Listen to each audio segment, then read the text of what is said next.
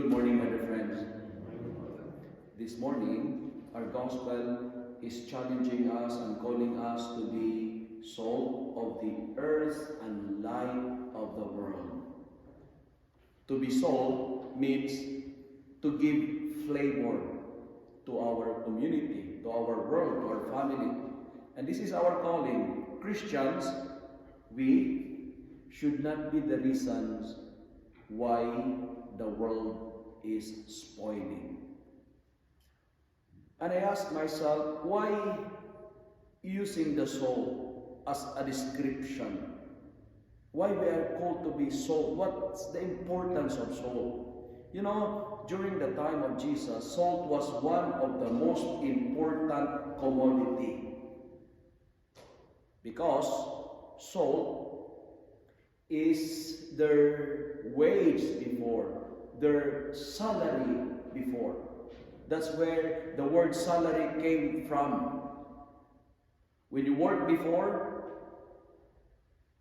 after your work, you will receive salt as your salary.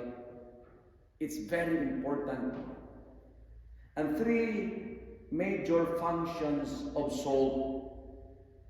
And now it is also being used. Number one, the salt, before and even today, was used as a preservative. To avoid the food from spoiling, to avoid the food from corruption, you need to put salt. And as Christians, this is our mission. We are called to be preservatives, to preserve the values, to preserve the virtues, and to preserve the teachings of the Lord. Because life without virtues, life without values, life without teaching of the Lord, the life is corrupt, it's spoiled, it's no good.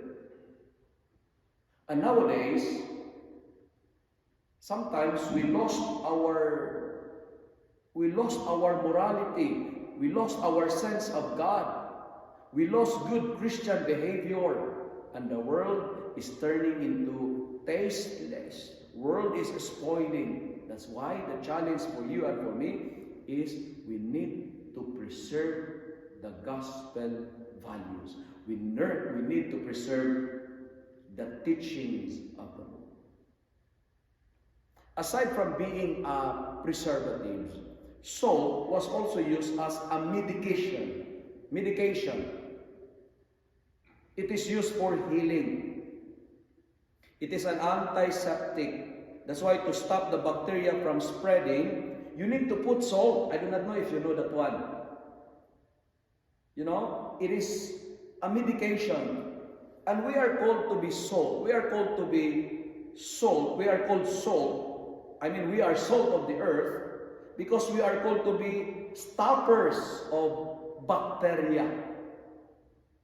As a Christian, we are called to heal people from infection and from contamination. We are called to stop the bacteria to spread. And that bacteria is what we call bacteria called sin. We need to heal people from this infection of sin.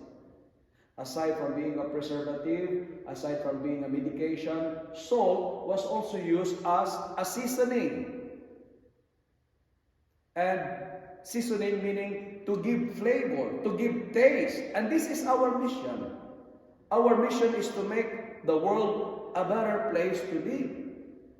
But we need to be careful because wrong seasonings destroy the food.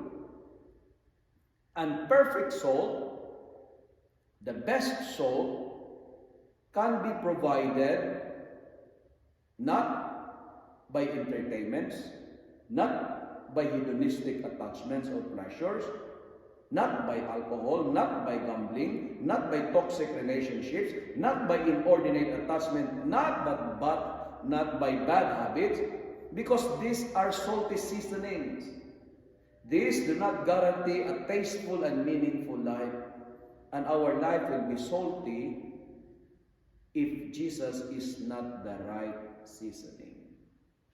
Our life will be bland. Our life will be tasteless if Jesus is not the right flavor. Nowadays, people are getting tasteful life, a flavor life from what the world offers. And I tell you, if we're going to take this kind of salt, the salt that I mentioned, our life will be salty, tasteless. That's why, my dear friends, our challenge today, the challenge for us today is number one, to be a good preservative, to be an instrument of healing, and to be a source of good seasoning. And finally, Jesus said, "You are the light of the world."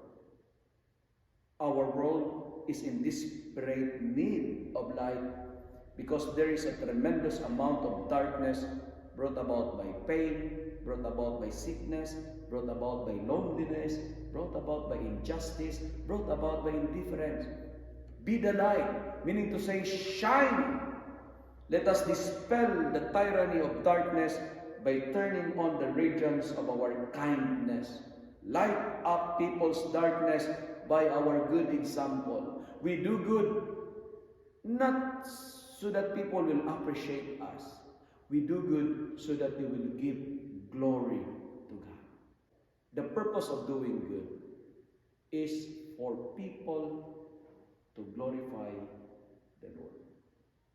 My dear friends, give flavor and turn on your light by putting mercy in motion.